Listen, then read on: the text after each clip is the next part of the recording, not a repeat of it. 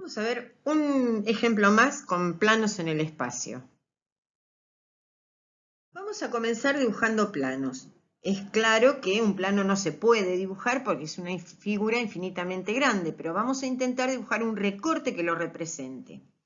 Para eso, yo considero que es lo más simple, buscar las ecuaciones segmentadas, porque nos dan una información importante, a pesar de que el trabajo es bastante simple, para graficarlo. Entonces vamos a empezar con el plano alfa. La ecuación segmentada, el formato que tiene, recordémoslo, es de una suma de hasta 3 términos. Podría tener uno solo, pero si tengo una suma es de hasta 3 términos, todo igualado a 1. Entonces, en principio, lo que vamos a hacer es transformar ese menos 4 en 1. Para eso dividimos por menos 4, pero sin perder de cuenta que como es una igualdad, también lo tenemos que hacer en el primer miembro. Este término, efectivamente, menos 4 sobre menos 4 me va a dar 1. Y acá voy a poder simplificar. A ver, al simplificar, me va a quedar en los numeradores cada variable con coeficiente 1. Perfecto, es lo que me plantea la ecuación segmentada. Y observen que yo dejé los negativos en el denominador para respetar también esto de tener sumas. Entonces, vamos a guardar esta ecuación. ¿Y qué nos dice esa ecuación? Que nuestro plano corta a los ejes X, Y y Z respectivamente en los puntos menos 1 de X, menos 4 de Y y menos 2 de Z. Esta es la situación, ¿sí? ¿Para qué nos sirve esto? Si yo considero ahora un triángulo con vértice en esos puntos, esa es una porción del plano que estoy intentando dibujar. Ampliado ese plano sería este, que tampoco es porque el graficador también nos corta en algún lugar, ¿sí? Pero en definitiva, esa sería la situación. Hacemos lo mismo con el plano beta. Ahora tenemos que transformar ese 12 en 1, entonces dividimos por 12, respetando la igualdad, y simplificamos. Y otra vez, nos queda x sobre menos 3 más, fíjese la suma, coeficientes en el numerador con las variables 1 y todo igualado a 1. Entonces, ¿qué lectura hacemos de esta ecuación?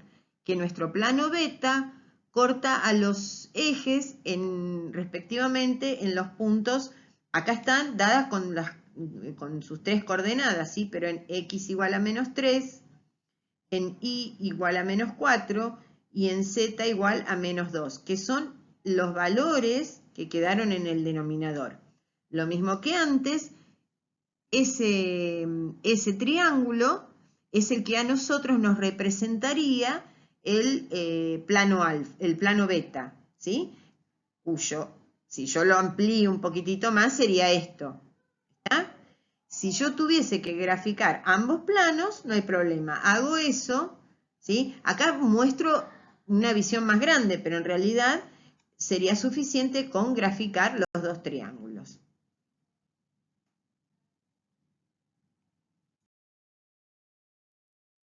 Vamos a suponer que nos piden las trazas. Las trazas son las intersecciones de nuestros planos con cada uno de los planos coordenados, es decir, con el plano XY, YZ y XZ. Y el resultado de esas trazas, si es que existen, en este caso nos dan rectas, que nosotros también podríamos usar para graficar los planos. Lo que pasa que es más trabajoso, es mucho más simple lo que hicimos antes. Para las trazas, ¿qué es lo que tenemos que hacer? Las vamos a hallar simultáneamente. ¿Qué es lo que tenemos que hacer? Tenemos que hacer 0, igualar a 0, la variable cuya traza no figura en el plano con el que vamos a hacer la intersección. Es decir, vamos a suponer el plano alfa. Yo quiero hallar la traza, el corte de mi plano alfa con el plano XY. Fíjense que aquí la variable que falta es la z. Bueno, entonces z igual a 0. Lo mismo para las otras dos. Y todo lo que tenemos que hacer es, en la ecuación de nuestro plano, reemplazar a esa variable por 0. Si yo en la ecuación de alfa a z le pongo valor 0, 2 por 0, 0, este término desaparece. Entonces me queda esta ecuación. Y esta es la ecuación de una recta, que ahora vamos a ver. Y así para las 3. Para el plano beta vamos a hacer exactamente lo mismo. Obviamente que obtenemos trazas distintas porque son planos distintos, ¿sí? Ahora, en el gráfico, si se fijan, vamos solo a graficar las del plano alfa. El plano XY es este que está en gris, que es el que contiene a los ejes XY. Nuestro plano es este medio liláceo, medio azul, y el corte entre los dos es esta recta. ¿Cuál es la ecuación de esta recta? 4x más y igual a menos 4. Eso es lo que acabamos de obtener al calcular las trazas. Esta es la traza con el plano YZ y esta es la traza con el plano XZ. Si vemos las tres, observen que se arma este triángulo que antes encontramos con la ecuación segmentaria. Es muchísimo más simple, si tuviésemos que graficar el plano, no trabajar con las trazas, sino con la ecuación segmentaria, por más de que nos lleve un minutito más trabajar algebraicamente. Ahí tienen, ¿ven? Son los puntos que encontramos antes. ¿Ya? Vamos a ver un poquitito más. Vamos que nos piden que hallemos la intersección entre estos dos planos alfa y beta cuyas ecuaciones nos dieron, ¿sí? Cuando nos piden la intersección entre estos dos planos, lo que nos están pidiendo es aquel lugar donde ambas figuras, en este caso dos planos, son iguales.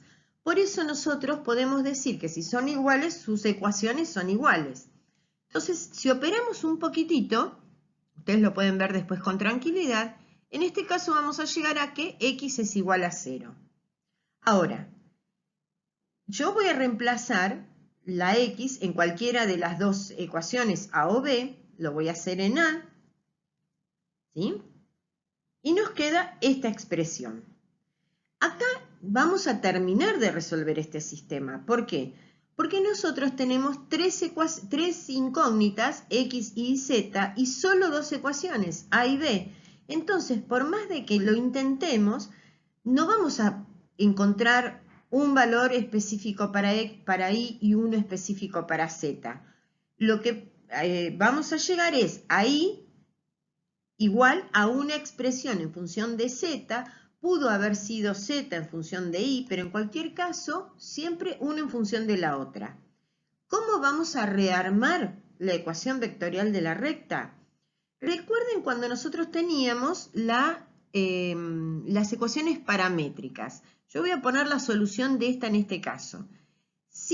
Olvídense de que lo estamos resolviendo. Si nosotros queríamos de esta ecuación transformar u obtener las ecuaciones paramétricas, decíamos x igual a 0 más 0t y igual a menos 4 menos 2t. Bueno, acá es algo similar, solo que estamos haciendo como el camino inverso. Entonces, si x es igual a 0, significa que era 0 más 0t, que es lo que me daría 0.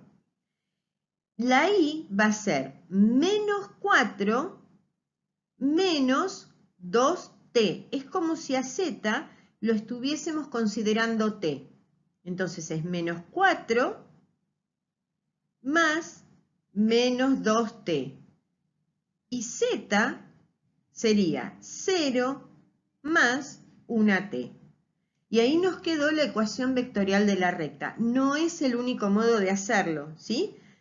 Pero creo que es el más simple. Ahora vamos a suponer que nosotros queremos hallar un punto que pertenece a esta recta. Acá tenemos la recta que encontramos antes. Y además queremos asegurarnos de que efectivamente la recta está bien y ese punto pertenece también a los planos, en fin. Vamos a darle a t un valor arbitrario, en este caso menos 3. Recordemos que en la ecuación vectorial de una recta, si yo al parámetro le doy un valor, lo que obtengo es un vector, porque acá me quedaría el vector 0 más menos 3 por 0, que es 0, me queda un vector, si yo estoy sumando vectores acá, pero me queda el vector posición de un punto. Si yo hago todas las cuentas, voy a obtener 0, como dijimos recién, después menos 4 más menos 3 por menos 2, que me da 2, y 0 más menos 3 por 1, que me da menos 3. Estas son las coordenadas de este punto D, ¿sí? Ahí tenemos un punto que pertenece a la recta, pero también podríamos preguntarnos si está bien, si esa recta efectivamente es la que estábamos buscando. Un modo de verificarlo es ver si efectivamente ese punto también pertenece a los planos. Entonces, ¿qué hacemos? Lo reemplazamos cada una de sus coordenadas en las ecuaciones. Vamos a ver en alfa, en la ecuación A, reemplazo, hago las cuentas y la igualdad se verifica. ¿Qué significa? Que en ese punto que llamamos D pertenece al plano alfa. Hacemos exactamente lo mismo con la ecuación del plano beta. La igualdad se mantiene, se verifica, entonces decimos que el punto D pertenece al plano beta. Y ahí tenemos el gráfico. Fíjense, tenemos los dos planos, alfa y beta, la recta de intersección que habíamos encontrado antes, y el punto D de coordenadas 0, 2, menos 3, 0, 2, menos 3, que pertenece a la recta y en consecuencia a los planos alfa y beta. Para terminar con este trabajo entre planos, vamos a calcular el ángulo que forman los planos alfa y beta, son los mismos con los que venimos trabajando, y para eso cuando lo aprendimos dijimos nos conviene trabajar con los vectores normales a esos planos. ¿Por qué? Fíjense, aquí grafiqué los planos de canto y el vector D, que es el normal, el perpendicular al plano beta, y el U, cuya dirección, porque el vector no necesita estar apoyado o atravesando el plano, su dirección es perpendicular al plano alfa. Y observen que la amplitud del ángulo que forman los vectores es la misma que la amplitud del ángulo que forman, perdón, la de los planos es la misma que la que forman los vectores. Entonces podemos trabajar con aquella fórmula que habíamos aprendido para hallar el ángulo entre dos vectores y demás. Solo que acá, en lugar de decir el ángulo que forman los vectores, decimos el ángulo alfa, que está determinado por los planos alfa y beta. Y la ecuación, recordemos, es arco coseno del cociente entre el producto escalar de u por b sobre el producto de los módulos de u y de b. Ahora, aparentemente yo tengo las dos ecuaciones y aparentemente no tenemos los vectores. Sin embargo, nosotros aprendimos que los coeficientes de las variables nos dan las componentes de estos vectores normales que estamos buscando. Entonces, el de alfa va a ser el vector de componentes 4, 1, 2, vamos a llamar U, y el de beta va a ser menos 4, de componentes menos 4, menos 3, menos 6, que en este caso es B.